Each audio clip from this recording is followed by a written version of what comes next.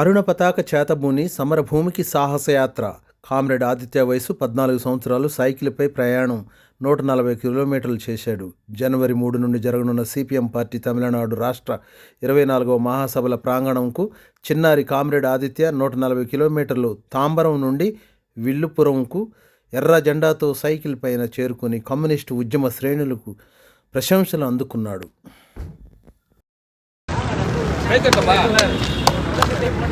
கையில தட்ட மாட்டீங்களா?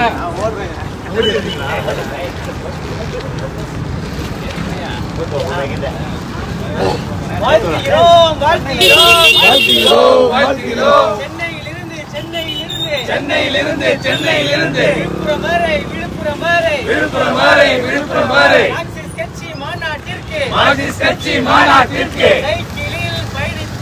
சைக்கிளில் பயணித்த தாம்பரம் பகுதியை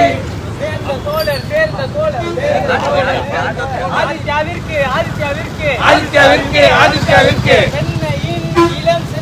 சென்னையின் இளம் செந்தொண்டர் வாழ்த்துகிறோம். ஒடுக்குமுறை தகரட்டும். சோசலிச சமூகத்துக்கான பயணத்துக்கான